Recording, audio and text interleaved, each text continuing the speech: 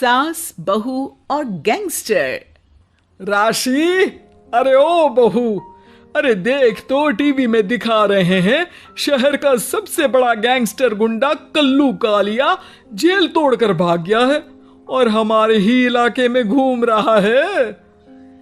अरे माँ, क्या कह रही हो? पूरे घर की खिड़की दरवाजे खुले हैं।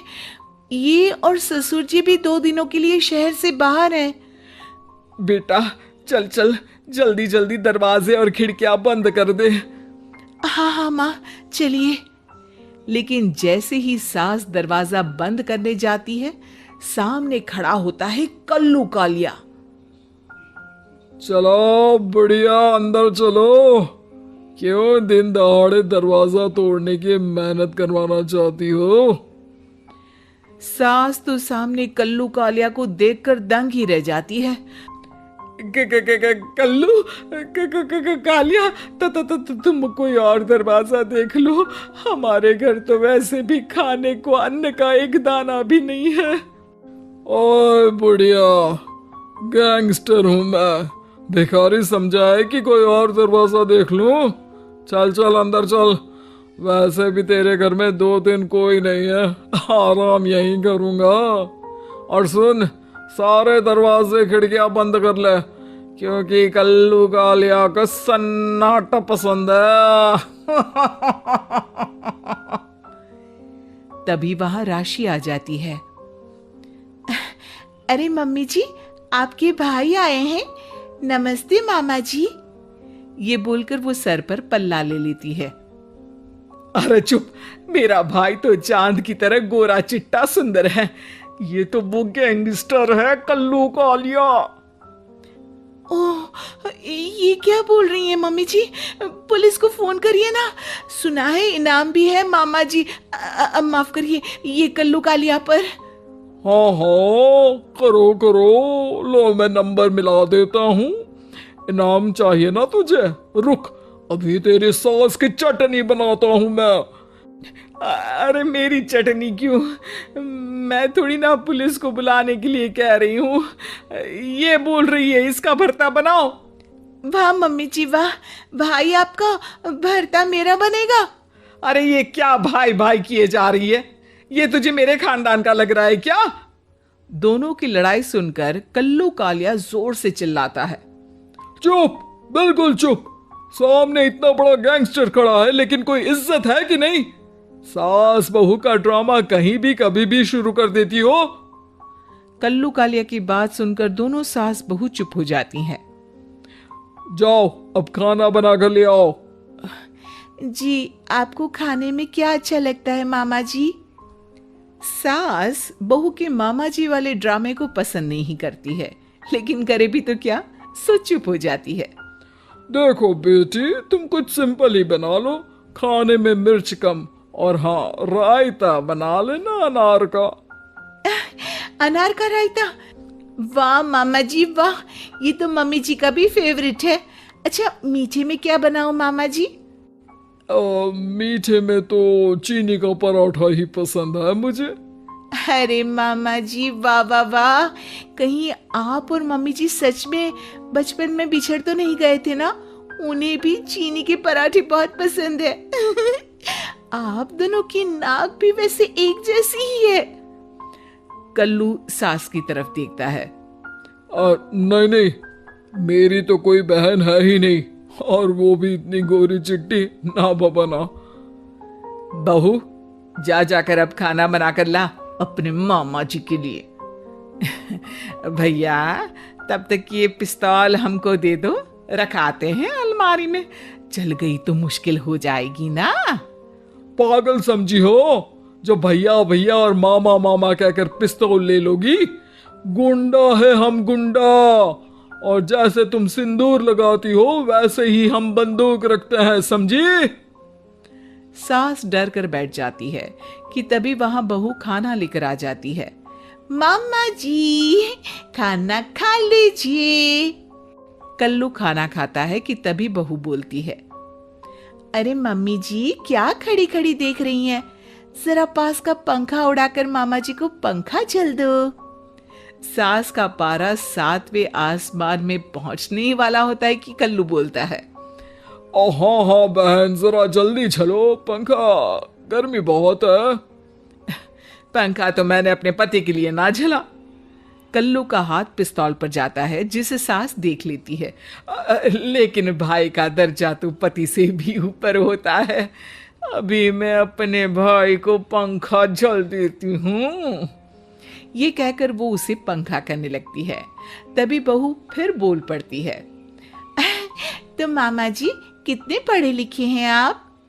बस बेटा, मुश्किल से 4वीं पास की थी कि मन ना लगा पढ़ाई में, फिर यही अपना काम शुरू कर दिया छिनैती का। मामा जी कितना तक कमा लेते होंगे आप?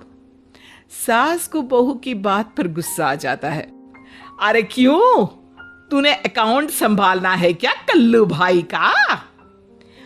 अरे माँ जी, हाथ जरा जोर जोर से चलाओ ना, मामा जी को कितना पसीना आ रहा है। हाँ तो मामा जी कितना तक कमा लेते हैं आप?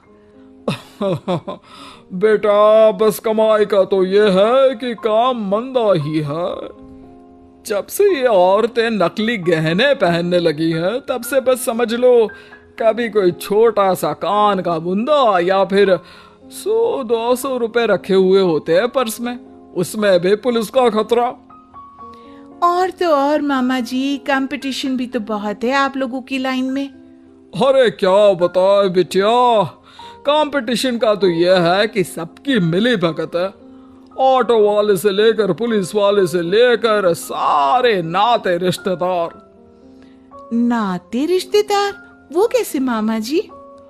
अरे अभी किसी बहू का फोन आया, कह रही थी सास का हार चुराना है, बदले में 5,000 देगी। अब बेटा हार चुराओ 5 लाख का और मिले 5,000। अब इतने कम मार्जिन में कौन काम करता है? ना मामा जी ना, मैं तो आपसे कांटेक्ट करूंगी तो 20,000 से कम नहीं दूंगी। अरे बहू चुप हो जा, मेरे पास कोई हार वार नहीं है। कैसी बात कर रही हैं मम्मी जी? अब मामा जी से क्या छुपाना? वो रानी हार 9 लखा हार जो आपको पापा जी ने दिया था, मेरी माँ से भी तो आपने मुंह खोलकर मांगा था 4 तोले की कंगन, सब कहाँ रखे हैं मम्मी जी? अब ये सुनकर कल्लू कालिया के अंदर का गुंडा जाग जाता है। अरे वाह भाई वाह, किस्मत हो तो कल्लू कालिया जैसी। खाना मनपसंद, अब डकैती भी मनपसंद। अरे सुन बढ़िया, चल सारे जेवर निकाल, मैं आज ही जा रहा हूँ। इतने सारे गहने लेकर तो 1 साल आराम करूंगा, कोई टेंशन नहीं। चल बता जल्दी कहाँ रखा है। सास को बहू पर गुस्सा आ जाता है। देखो कल्लू भाई, मैंने तुम्हें भाई बोला है, मेरे गहने मत लो प्लीज। ओए सुन, कल्लू किसी का भाई वाई नहीं है, चल जल्दी से गहने लेकर आ। अरे मामा जी कैसी बात करते हैं, वो मेरी सास है, इतनी आसानी से गहने दे देती तो क्या वो गहने मेरे पास ना होते? चलिए मैं आपको लेकर चलती हूँ मम्मी जी के कमरे तक, जहाँ ये अपने गहने रखती हैं। लेकिन मामा जी एक दिक्कत है। क्या दिक्कत है? मामा जी वो पूजा वाला कमरा है, वहाँ बंदूक और चप्पल के साथ आप नहीं जा सकते। बंदूक के बिना तो बेटा मैं बाथरूम तक नहीं जाता। फिर रहने दीजिए मामा जी, आप किसी और दिन आ जाइएगा, तब मैं ये गहने पूजा रूम से निकालकर किसी और रूम में रख दूंगी। अब तक इतना तो विश्वास हो ही गया होगा ना आपको मुझ पर। नहीं नहीं बहू, तुझ पर तो कोई शक है ही नहीं। चल ये ले बंदूक पकड़ और ले चल मुझे उस कमरे में। बहू उसे एक कमरे में ले जाती है और दूर से अलमारी दिखाकर कहती है, मामा जी इसी में माँ अपने सारे गहने और घर का सारा कैश रखती है। बस फिर क्या था, कल्लू कालिया भाग कर जाता है और अलमारी को खोलता ही है कि उसे जोर से दरवाजा बंद होने की आवाज आती है। और बिटिया, दरवाजा लग रहा है बंद हो गया है और ये अलमारी भी नहीं खुल रही है, जरा जल्दी दरवाजा खोलो। बाहर से बहू कहती है, अरे मामा जी ये दरवाजा तो पुलिस के आने पर ही खुलेगा। बेटा डील कर ले, जेवर आधे तेरे आधे मेरे, मुझे जाने दे।